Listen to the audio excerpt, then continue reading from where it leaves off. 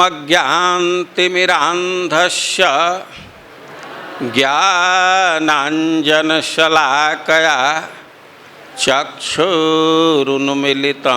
येन तस्मै श्रीगुरवे नमः। हे कृष्ण करुणा सिन्धो दीनबन्धो जगत्पते गोपेश गोपिकान्त राधाकान्त नमस्तुते। जयतां सुरतोर्पङ्गोर् मम मन्दमतिर्गति मत्सर्वस्वपदाम्भोज राधा मदन मोहनौ। तप्त कांचन गौरांगे राधे वृंदावनेश्वरी वृषभानुसुते देवी प्रणमामि हरिप्रिये। नमो महावदान्याय कृष्ण प्रेम प्रदायते कृष्णाय कृष्ण चैतन्य नाम्ने गौरतुषे नमः। श्री चैतन्य मनोभीष्टं स्थापितं येन भूतले सोऽयं रूपः कदा मह्यं ददाति स्वपदान्तिकं। वैराग्ययुगभक्तिरसं प्रयत्नैः अपाययन्मां मनभीप्सुमन्धं। कृपां बुधिर्यः परदुःखदुःखी सनातनं तं प्रभुमाश्रयामि। वाञ्छाकल्पतरुभ्यश्च कृपा सिन्धुभ्य एव च पतितानां पावनेभ्यो वैष्णवेभ्यो नमो नमः। जय श्री कृष्ण चैतन्य प्रभो नित्यानंद श्री अद्वैत गदाधर श्रीवासादि गौर भक्तवृंद। हरे कृष्ण कृष्ण कृष्ण हरे हरे हरे राम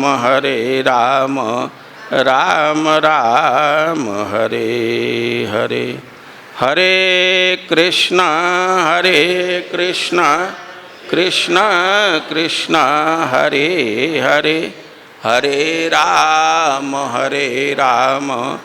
राम राम हरे। हम लोग आवृत्ति करेंगे श्रीमद् भागवतम के सप्तम स्कंध के 7वें अध्याय का 22 नंबर का श्लोक 7-7-22।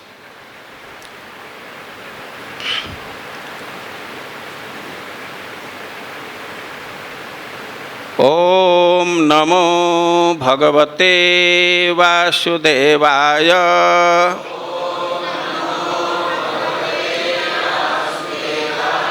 ओम नमो भगवते वासुदेवाय।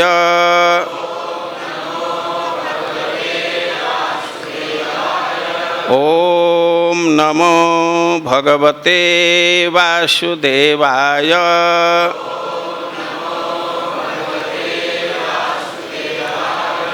अष्टौ प्रकृतयः प्रोक्ताः त्रयः एव हि तद्गुणाः विकाराः षोडश आचार्यः पुमान् एकः समन्वयात्। अष्टौ प्रकृतयः प्रोक्ता त्रय एव हि तद्गुणाः विकाराः षोडशाचार्यैः पुमानेकः समन्वयात्। अष्टौ 8 प्रकृतयः भौतिक शक्तियाँ प्रोक्ता कही गई हैं। त्रयः 3 एव निश्चय ही निश्चित तद्गुणः भौतिक शक्ति के गुण विकारः रूपांतर दोष षोडश 16 आचार्य ही अधिकारियों द्वारा पुमान जीव एक समन्वयात समन्वय से। अनुवाद और तात्पर्य श्रील प्रभुपाद के द्वारा। अनुवाद: भगवान के 8 भिन्न भौतिक शक्तियों, प्रकृति के 3 गुणों तथा 16 विकारों, 11 इंद्रियों तथा 5 स्थूल तत्व यथा पृथ्वी तथा जल के अंतर्गत एक ही आत्मा साक्षी के रूप में विद्यमान रहता है। अतएव सारे महान आचार्यों ने यह निष्कर्ष निकाला है कि आत्मा इन्हीं भौतिक तत्वों द्वारा बद्ध है। तात्पर्य: जैसा कि पिछले श्लोक में बताया जा चुका है, क्षेत्रेषु देहेषु तथात्मयोगै अध्यात्मविद ब्रह्म गतिम लभेत। आध्यात्मिक रूप से अग्रसर व्यक्ति यह समझ सकता है कि शरीर के भीतर किस तरह आध्यात्मिक कण विद्यमान रहते हैं और इस प्रकार आध्यात्मिक ज्ञान के अनुशीलन द्वारा वह सिद्धि प्राप्त कर सकता है। जो बुद्धिमान पुरुष शरीर के भीतर आत्मा का अनुसंधान करने में पटु हैं, उसे उन 8 बहिरंगा शक्तियों को समझना चाहिए जो भगवद गीता 7:4 में सूचीबद्ध हैं। भूमिरापनलो वायु खम मनो बुद्धिरेव च अहंकार इतीयम में भिन्ना प्रकृतिरष्टधा। भूमि, जल, अग्नि, वायु, आकाश, मन, बुद्धि तथा मिथ्या अहंकार, ये 8 मेरी भिन्न भौतिक शक्तियाँ हैं। भूमि में इंद्रिय बोध के सारे विषय सम्मिलित हैं।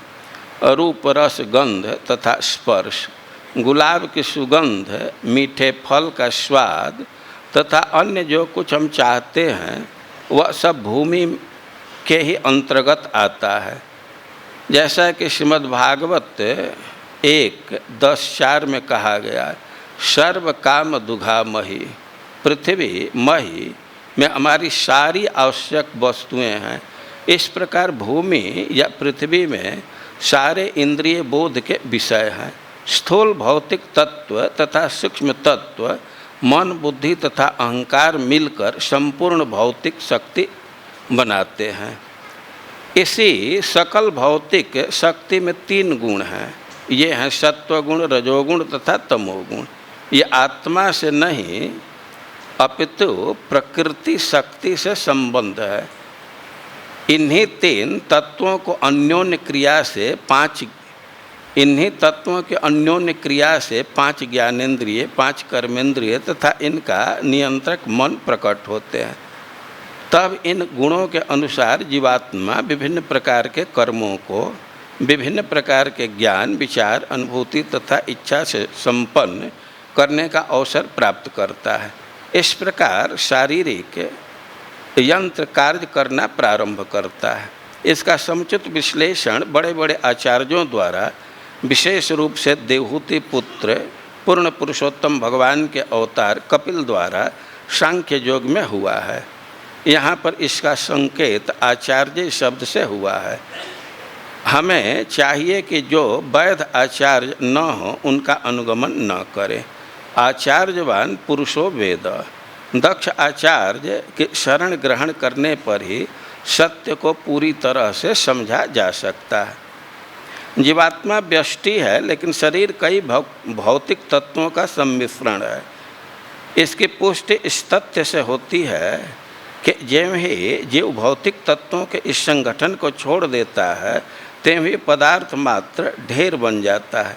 गुणात्मक रूप से पदार्थ एक है और आत्मा भी परमात्मा के साथ एक है। परमात्मा एक है तथा आत्मा भी एक है, किंतु आत्मा को व्यष्टि भौतिक शक्ति के संयोग का नियंता माना जाता है, जबकि परमेश्वर समग्र भौतिक शक्ति का नियंत्रक है। जीव अपने शरीर विशेष का स्वामी है और अपने कर्मों के अनुसार विविध सुख दुख भोगता है, किंतु परम पुरुष परमात्मा यद्यपि एक है, किंतु वह विभिन्न शरीरों में व्यष्टि के रूप में उपस्थित है। भौतिक शक्ति वस्तुतः 24 तत्वों में विभाजित है। आत्मा अथवा शरीर का स्वामी 25वां तत्व है और इन सबों के ऊपर परमात्मा रूप में भगवान विष्णु है, जो 26वें तत्व हैं। जब कोई इन 26 तत्वों को जान लेता है तो वह अध्यात्मविद बन जाता है। जैसा कि भगवत गीता 13:3 में कहा गया है, क्षेत्र क्षेत्रज्ञयोर ज्ञानम। क्षेत्र शरीर तथा आत्मा और परमात्मा मिलकर असली ज्ञान की सृष्टि करते हैं।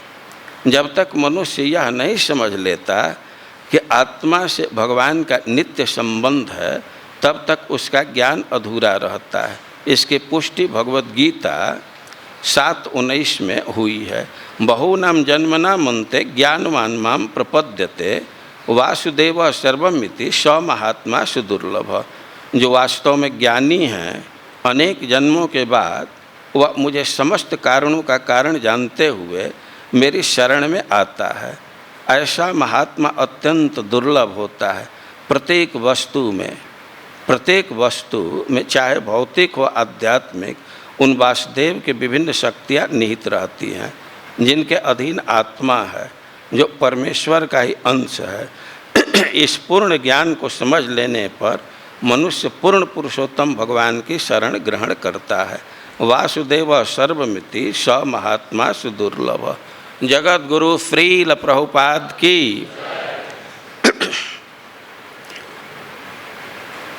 हम लोग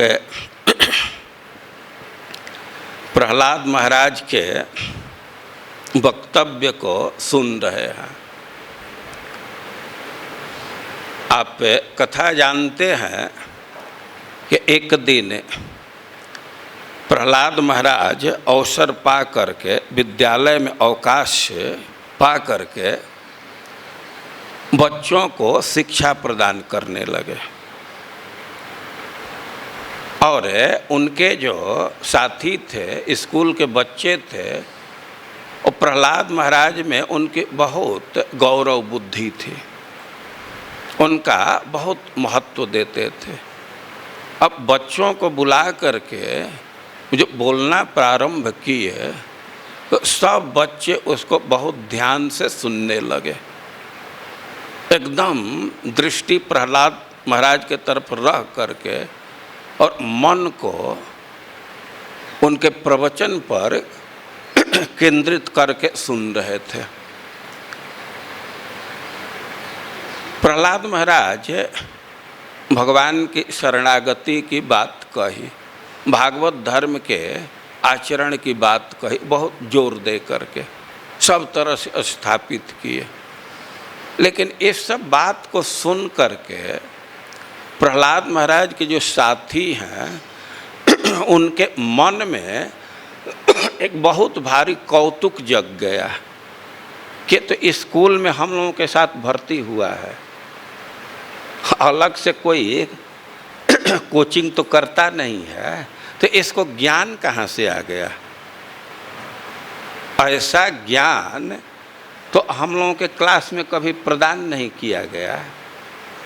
तो स्कूल के जो बच्चे हैं, प्रहलाद महाराज के जो साथी हैं, असुर बालक हैं, तो प्रहलाद महाराज से प्रश्न कर दिए कि आखिर यह ज्ञान आप कहाँ से प्राप्त किए? इन दो गुरु को छोड़ करके, षंड अमर्क को तो न तो हम लोग दूसरे गुरु के पास जाते हैं न आप जाते हैं, तो आपको ये ज्ञान कैसे प्राप्त हो गया?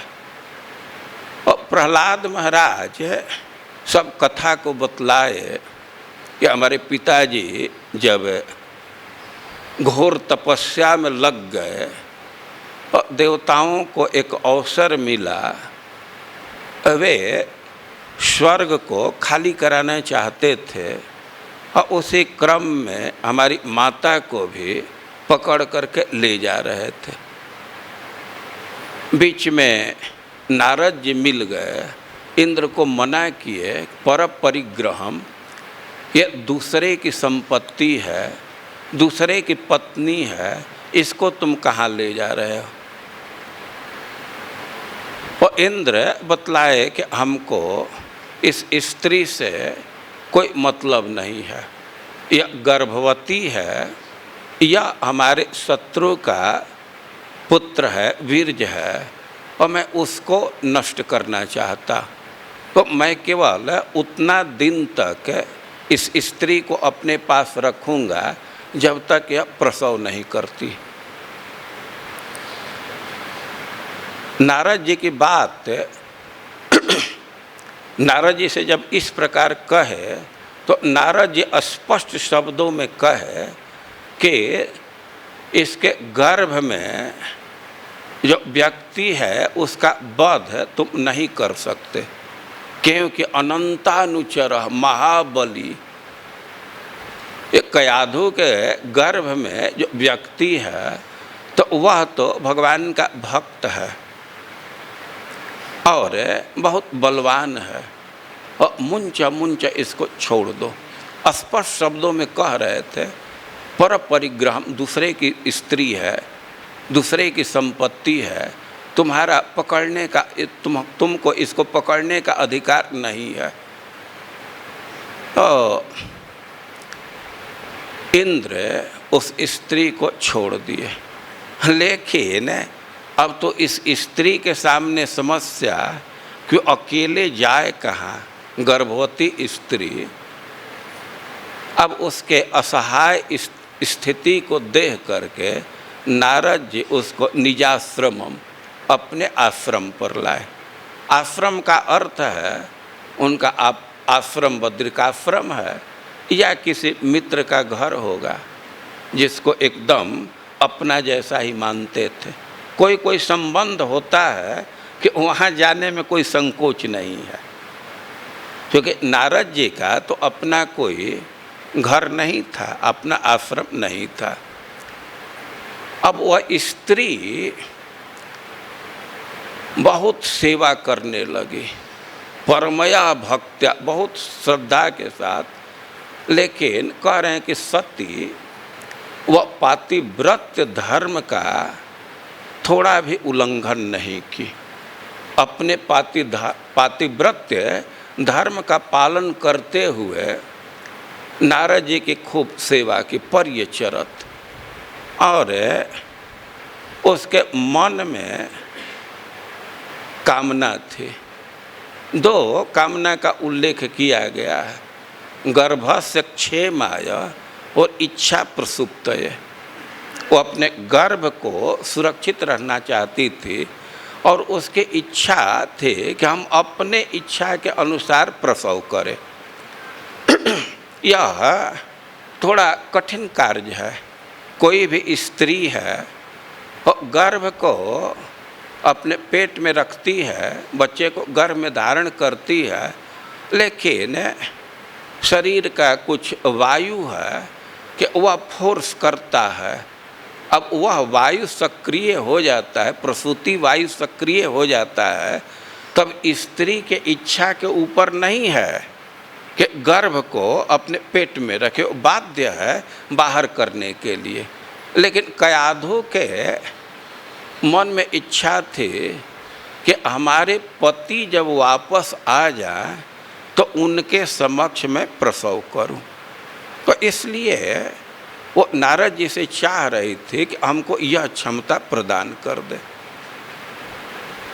और प्रहलाद महाराज कह रहे हैं कि वे तो योगेश्वर हैं प्रादाद उभय मिश्वर, वे समर्थ हैं दोनों इच्छा को पूर्ण किए। उभयम दोनों को, दोनों का दो व्याख्या। एक तो यह है कि गर्भ की रक्षा और अपने इच्छा के अनुसार प्रसव की क्षमता दोनों प्रदान किए।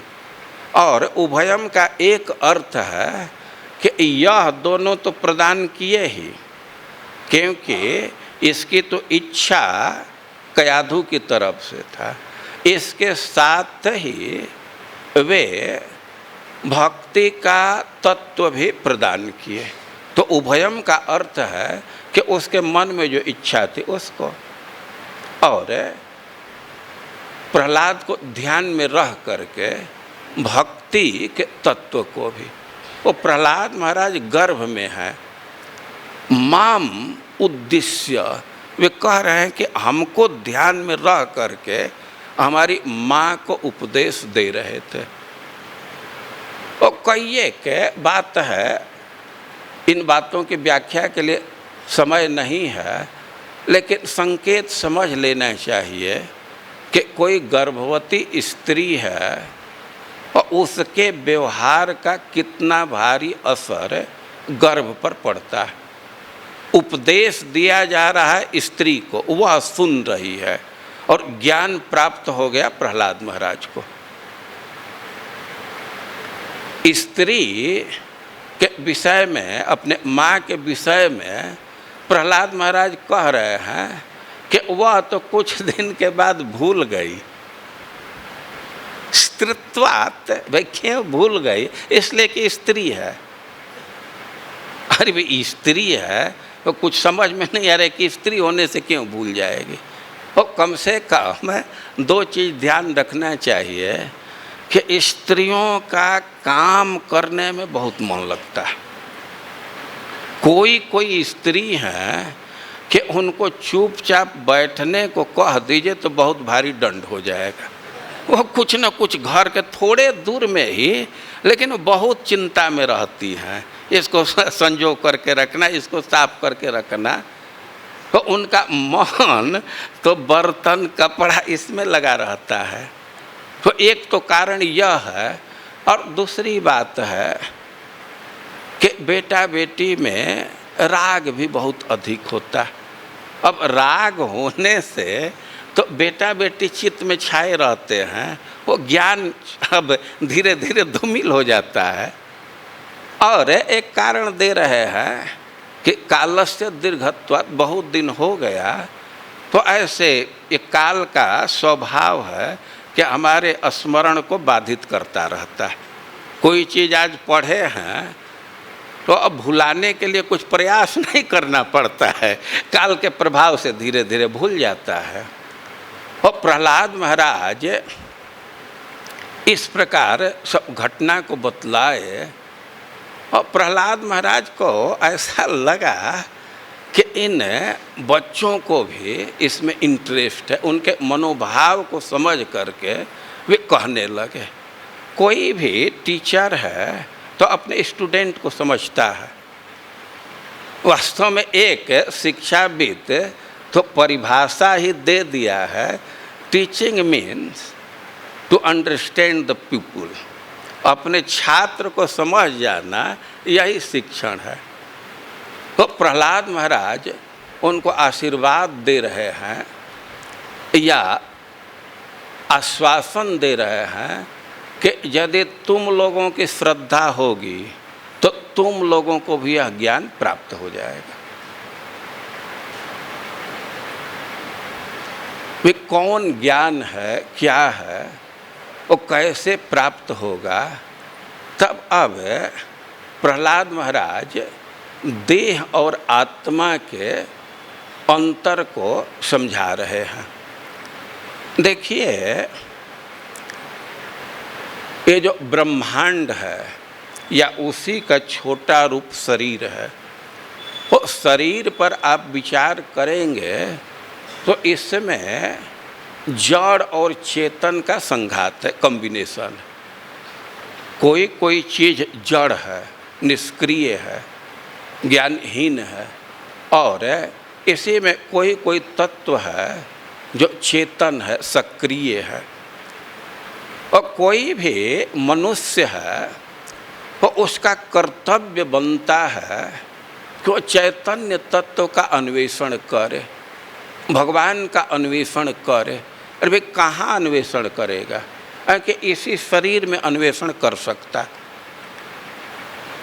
अध्यात्मविद गतिम लभेत, जो इस शरीर के प्रकृति को जानता है, नेचर को जानता है, तो क्षेत्रेषु देहेषु अध्यात्मविद ब्रह्म गतिम लभेत, तो इसी शरीर में वह आत्मा का या परमात्मा का ज्ञान प्राप्त कर लेता है। और ज्ञान क्या प्राप्त करता है? वो उसको अपने अधिकार में कर लेता है।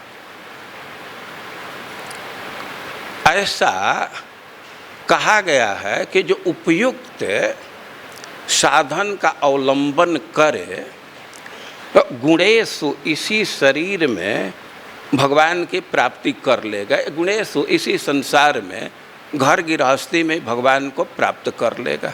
ब्रह्मा जी कई एक उदाहरण दे रहे हैं।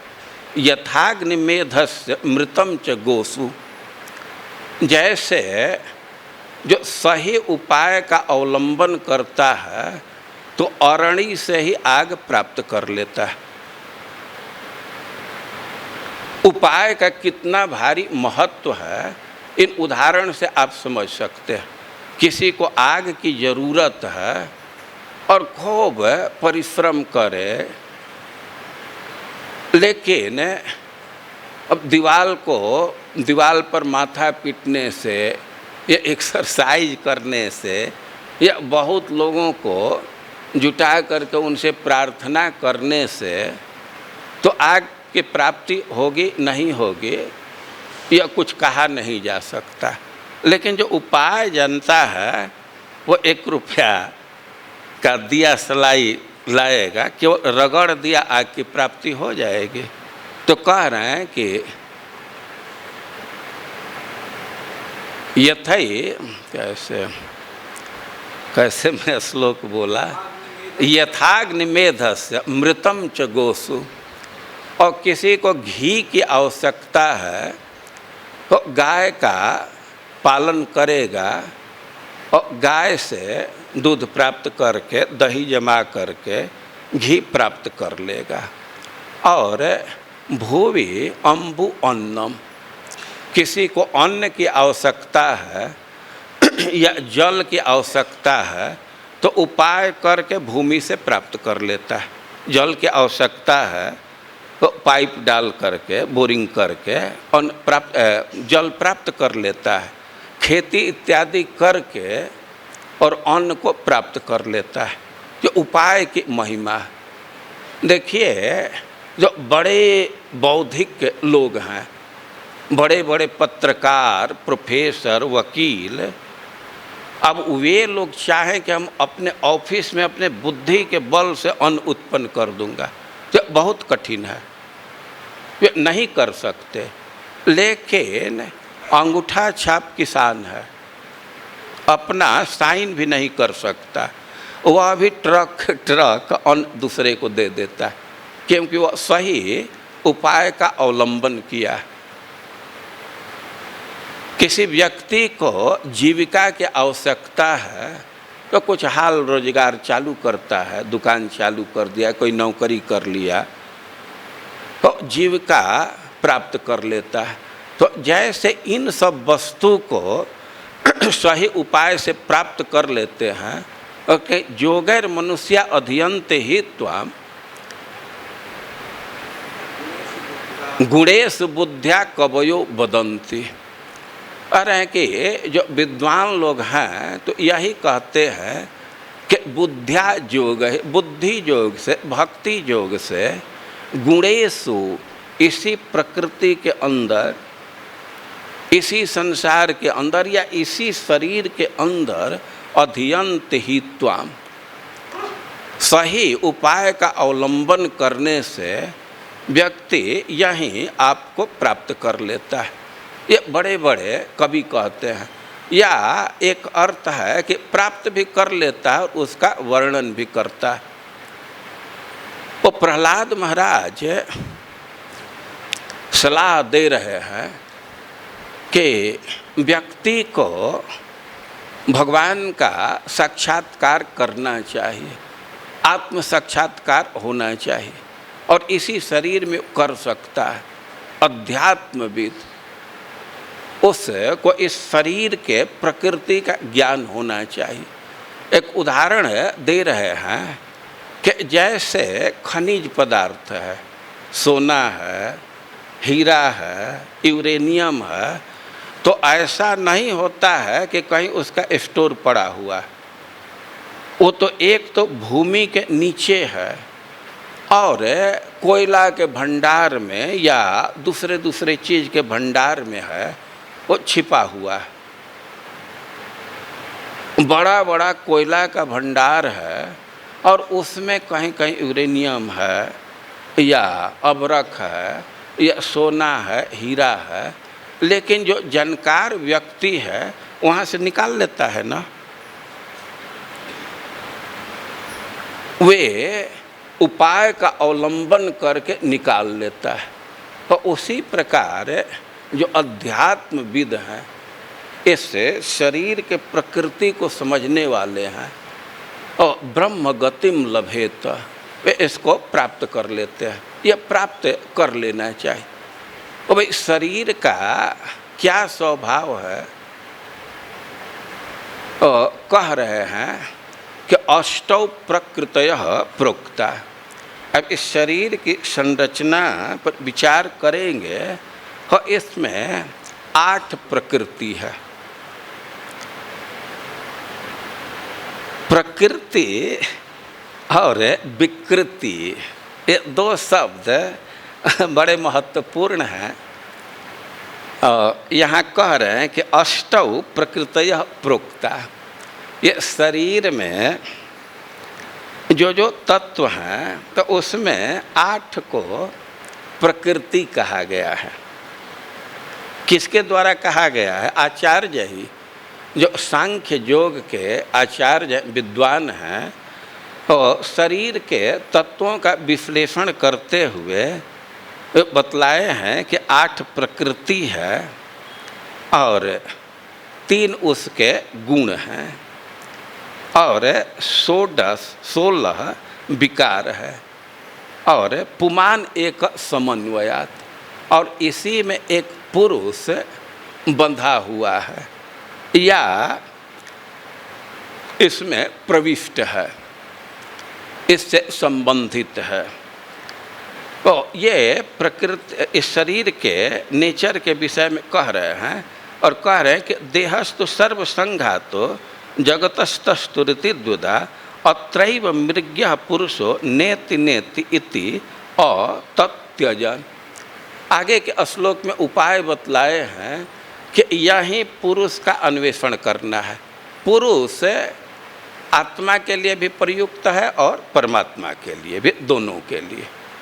ऊपर भी जो लक्षण दिया गया है, पहले आप पढ़ चुके हैं, तो आत्मा पर भी घटित होगा और परमात्मा पर भी घटित होगा। ये जो शरीर है जड़ चेतन का संघात है और इसी में भगवान का अन्वेषण करना है। लेकिन अन्वेषण करने में कुछ बाधा है। बाधा को भी श्रीमद् भागवतम में बतलाया गया है कि यत्सानुबंधे सतिदेह गेहे ममाह मृत्युढ़ दुराग्रहाणाम पुंसाम दूरो बसतोपि पुरिया। भगवान हृदय में हैं लेकिन उस व्यक्ति के लिए बहुत दूर हो जाते हैं। और किस व्यक्ति के लिए? और कि यत्सानुबंधे सतिदेह गेहे ममाह मृत्युढ़ दुराग्रहाणाम, रहे कि असती देह गेहे, ये जो शरीर है तो असत है। असत का अर्थ है जो बहुत कम दिन तक रहने वाला है। असत मतलब तुच्छ। तो तुच्छ ड्यूरेशन के दृष्टि से भी देख सकते हैं। ये शरीर कब नष्ट हो जाएगा इसका कोई ठिकाना नहीं। तो यह तुच्छ है, और वैल्यू के दृष्टि से भी देखें और उस दृष्टि से बहुत तुच्छ है। ये शरीर का मतलब क्या है? एक कफ वित्त पात, कफ पित्त और बात, इसी का तो संघात है। या और स्पष्ट शब्द में कहिए ते गोह मूत नेटा पोटा सब गंदा गंदा चीज है, कोई तो एक पैकिंग कर दिया गया है। ये हड्डी कोई अच्छा चीज है? मांस, गोह मूत, यही सब है ना। ये स्पष्ट समझ सकते हैं, ये शरीर का कोई भी द्वार है, गेट है, कहीं से अच्छा चीज निकलता है? सब घृणित चीज निकलता है। तो जो है वही निकलता है ना, तो इसको कैसे अच्छा कह देंगे? तो इस दृष्टि से भी यह तुच्छ है। यत्सानुबंधे सतिदेहगे, असति है, तुच्छ असत है। लेकिन इसी को व्यक्ति अहम, क्या अविद्या का करामात है कि इस तुच्छ शरीर को, जड़ को, गंदा चीज को, और जो चैतन्य रूप है भगवान का अंश है, वह मान लेता है कि मैं हूँ, और इससे जो संबंधित चीज है उसको मेरा है ये मान लेता है। और यह इतना जम जाता है कि इससे बाहर निकलता नहीं है। तो ऐसे व्यक्ति के लिए पुंसाति दूर, भगवान बहुत दूर हो जाते हैं। और इसलिए जिस व्यक्ति को भगवान का अन्वेषण करना है, और उसके लिए प्रथम कर्तव्य है कि शरीर से अहम बुद्धि का त्याग करे। ये कम से कम इसको ढीला करे, और शरीर से जो संबंधित चीज है उसमें मम बुद्धि का त्याग करे। अरे शरीर ही अहम नहीं है तो इससे संबंधित चीज मम कैसे हो सकता है? ये तो अज्ञान की वृत्ति है। और इस कठिनाई को दूर करने के लिए भगवत प्राप्ति में जो अहम और मम रूढ़ हुआ है, और इसके लिए एक उपाय है कि जड़ चेतन का विवेक विकसित किया जाए।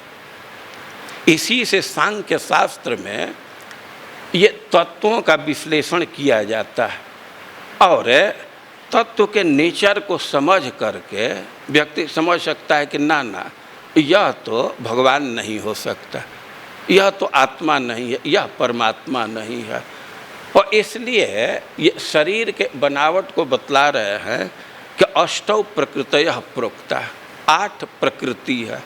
गीता का प्रसिद्ध श्लोक है, 8 की गणना की गई है। भूमिरापनलो वायु खम मनो बुद्धिरेव च अहंकार इतीजम में भिन्ना प्रकृति रष्टदा। जो मूल प्रकृति है और महत तत्व और अहम तत्व 3 हुआ, और 5 महाभूत मतलब आकाश और आकाश के बाद वायु, अग्नि, वायु, जल और पृथ्वी।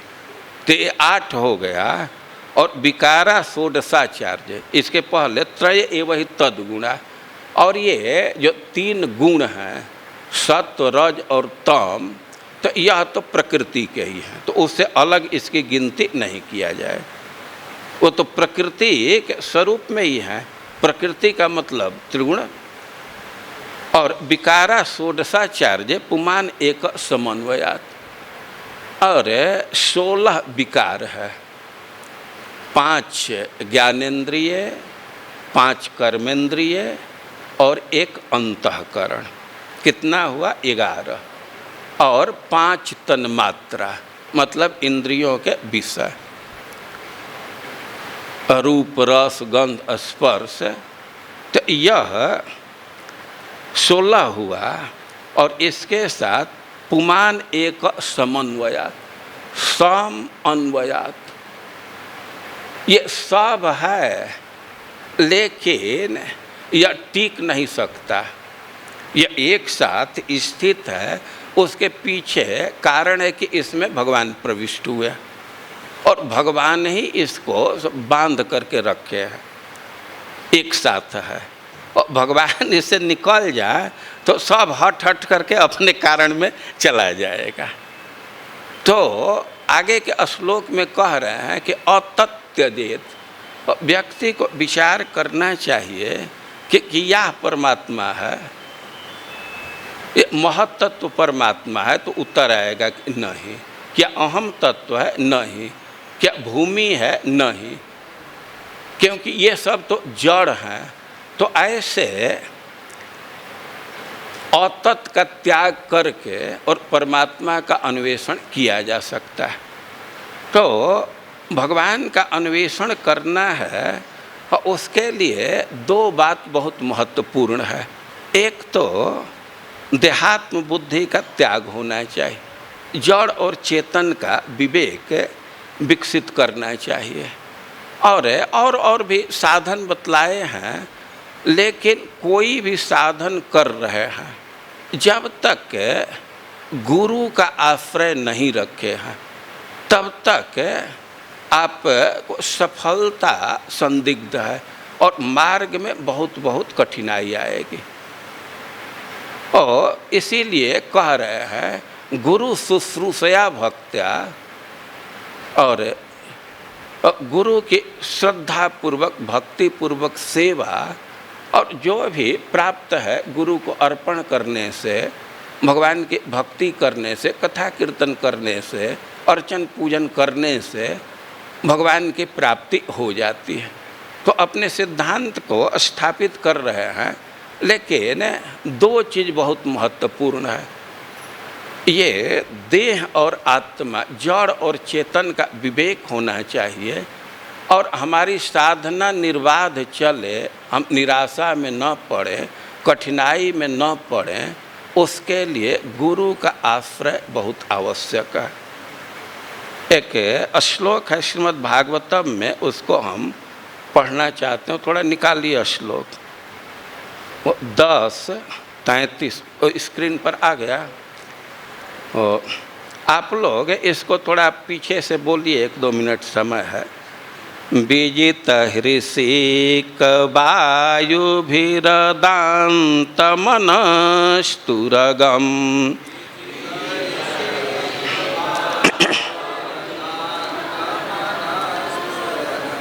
विजित हृषिक वायुभिरदान्त मनस्तुरगम,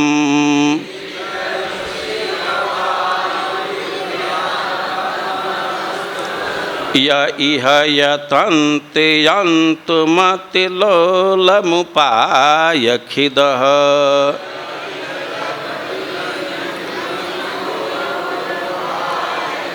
व्यसनशतान्विता समवहाय गुरोः शरणम्,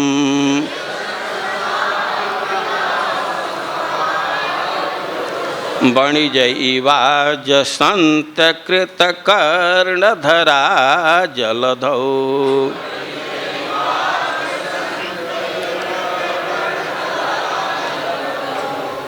तो इसमें कह रहे हैं कि विजित हृषिक वायु, जो प्राणायाम इत्यादि करके अपने इंद्रियों को नियंत्रित कर लिए हैं, लेकिन अदांत मनस्तुरगम, लेकिन मन पर अभी तो नियंत्रण हुआ नहीं, क्योंकि मन को कह रहे हैं कि ये बिगड़ंत घोड़े के समान है।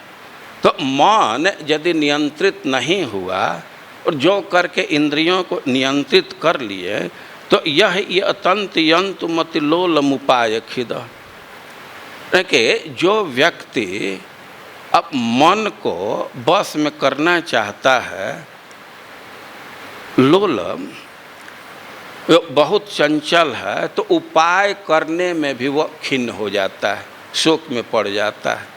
व्यसन स्नान्विता समवाय गुरोश्चरणम, वणिज इवाज संत अकृत कर्णधरा जलधौ। अरे कि गुरु का आश्रय नहीं लिया और मन को नियंत्रित करने के लिए यत्न कर रहा है, और बहुत बहुत बाधा आएगी, व्यसन सतान्विता, उसको बहुत बहुत कठिनाई आएगी और वह खिन्न हो जाएगा, प्रसन्न नहीं रह पाएगा। एक उदाहरण दे रहे हैं कि बणिज इवाज संत कृत कर्ण धरा जलधो। कोई बनिया है और बहुत बहुत सामान ले करके अपने व्यवसाय के लिए निकला, नाव पर बहुत बहुत चीज़ लादा है, और कोई नाविक साथ में नहीं लिया तो उस बनिया की क्या स्थिति होगी? हमेशा भयभीत रहेगा या हो सकता है कि डूब जाए। और उसी प्रकार जो भी साधना करना चाहते हैं और गुरु के चरणों का आश्रय नहीं लिए और बहुत बहुत उपाय कर रहे, भले ही अपने इंद्रियों पर नियंत्रण कर लिया है, लेकिन मन को बस में नहीं कर पाएंगे, बहुत बहुत कठिनाई आएगी और वे खिन्न हो जाएंगे। और इसको फिर से एक बार इस श्लोक को बोलिए। बीजेत हृषिक वायुभिरदान्त मनस्तुरगम।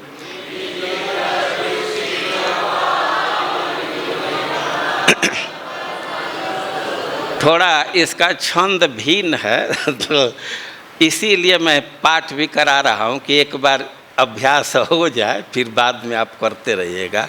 बीजित हृषिक वायुभिरदान्त मनस्तुरगम।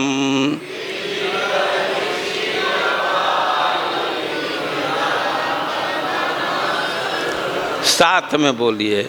बीजित हृषिक वायुभिरदान्त मनस्तुरगम।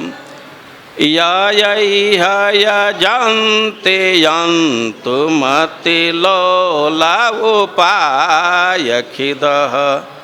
व्यसनशतान्विता समवहाय गुरोश्चरणम्। बणिज इवाज संत्यकृतकर्णधरा जलधौ। फिर से। बीजित हृषिक वायुभिरदान्त मनस्तुरगम। यैह यजन्ते यन्तु मतिलोलमुपायखिदः। व्यसनशतान्विता समवहाय गुरोश्चरणम्। बणिज इवाज संत्यकृतकर्णजला। एक बार फिर से बोलिए, स्थिरता से बोलिए।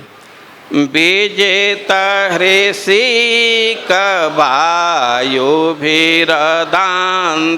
मनस्तुरगम। यैह यतन्ते यन्तु मतिलोलमुपायखिदः। व्यसनशतान्विता समवहाय गुरोश्चरणम्।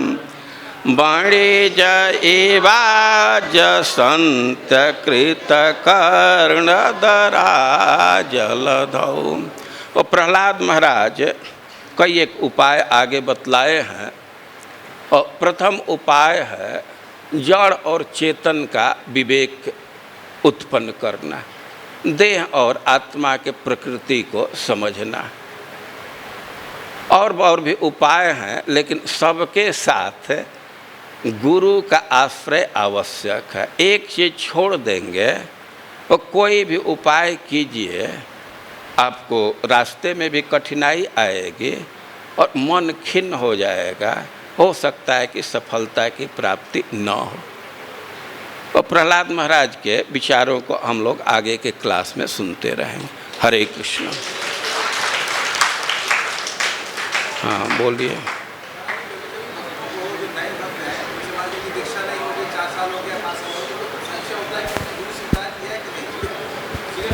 हाँ हाँ, तो ठीक है। गुरु कई एक स्तर के होते हैं। गुरु की एक परिभाषा है, प्राकृतः संस्कृतश्चैव गद्य पद्याक्षरस्तथा देश भाषादिभिः शिष्यं बोधयेत् स गुरु स्मृतः। है कि प्राकृत और संस्कृत। संस्कृत मतलब होता है वो प्रोसेस जिसका संस्कार किया गया है, और जिसका संस्कार नहीं किया उसको प्राकृत कहते हैं। एक देखते हैं ना, रॉ मटेरियल होता है और एक प्रोसेस्ड होता है। गुरु के लिए कह रहे हैं कि उसको दक्ष होना चाहिए कि प्राकृत और संस्कृत और गद्य और पद्य और देश के भाषा इत्यादि से शिष्य को जो बोध कराता है तो उसी को गुरु कहा गया है। और गुरु के कई एक स्तर हैं। आप दीक्षा गुरु, शिक्षा गुरु की बात सुनते हैं, और इस्कान में स्थापित पद्धति है। काउंसलर को बहुत महत्व देते हैं ना। जो डिसाइपल कोर्स कराया जाता है तो इस समस्या का निराकरण वहाँ दिया गया है। जरूर दीक्षा गुरु का महत्व है, लेकिन श्रील प्रभुपाद जी शिक्षा गुरु हैं, और भी जो वैष्णव हैं, मैनेजमेंट है, वे सब गुरु के ही अंग हैं। हाँ, ऐसा नहीं कह सकते। ठीक है। जगत गुरु श्रील प्रभुपाद की